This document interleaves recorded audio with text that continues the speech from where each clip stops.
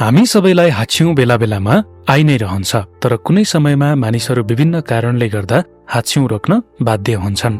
तर हाच्छिउँ रोक्ने बानी हाम्रो स्वास्थ्यका लागि भने हानिकारक मान्ने गरिएको छ। हाच्छिउँ रोक्नु मानिसको लागि कहिलेकाहीँ प्राणघातक समेत हुन सक्दछ।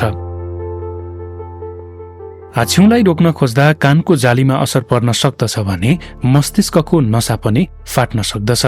हाच्छिउँलाई रोक्न खोज्दा मानिसको कान र मस्तिष्कमा ठूलो असर पर्न सक्ने डाक्टरहरूले बताउने गरेका छन्। हामी कसैमध्ये यदि अर्को व्यक्तिले हाच्छिउँ गर्न खोज्दैछ भने उसलाई रोक्ने र ख्याल ठट्टा गर्ने बानी हुने गर्दछ। तर त्यो बानीलाई सुधार्नु पर्ने देखिन्छ, किनकि डाक्टरहरूले हाच्छिउँलाई रोक्न नहुने बताउँदै आएका छन्। हाच्छिउँको बारेमा एउटा रोचक कुरा के छ भने हाच्छिउँ गर्दा मुटुको धड्कनको गति पूर्ण रूपले बन्द त हुँदैन, तर केही घट्ने गर्दछ। हाच्छिउँ गर्दा शरीरको सिस्टम रिस्टार्ट हुन्छ र शरीरमा फुर्ती ल्याउने गर्दछ। यो तपाईले पनि पक्कै महसुस गर्नुभएको छ।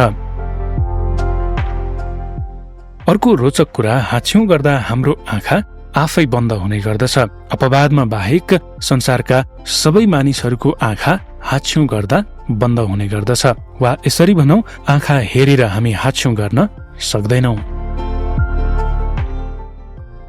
नाकभित्र रहेका खराब पदार्थ एकैपटक बाहिर ननिस्किने हुँदा हामीलाई हाच्छिउँ 2 देखि 3 पटकसम्म वा त्योभन्दा बढी पनि लाग्ने गर्दछ।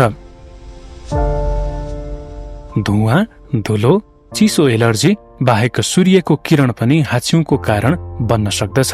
करिब 4 मध्ये 1 जनामा यो प्रभाव देखिने गर्दछ। हाच्छिउँ गर्दा निस्कने वायु, पानी तथा धुलोका कणका गति 160 किलोमिटर प्रति घण्टासम्म पुग्न सक्दछ। र अन्तमा डाक्टरहरूका अनुसार हाच्छिउँलाई रोक्न खोज्दा मानिसको कान, घाँटी र मस्तिष्कमा ठूलो असर पर्न सक्छ र केही घटनामा मृत्यु समेत हुन सक्दछ। अन्य विविध विषयको यस्तै रोचक, जानकारीमूलक र मनोरञ्जनात्मक भिडियो तपाईको स्क्रिनमा पाइरहन हाम्रो यस च्यानललाई लाइक, कमेन्ट, सब्स्क्राइब र शेयर गरेर सपोर्ट गर्न सक्नुहुनेछ। आजका लागि यति नै। फेरि अर्को भिडियोमा तपाईँ हाम्रो भेट हुने नै छ। त्यतिन्जेलसम्मका लागि धन्यवाद। नमस्कार। शुभ पल।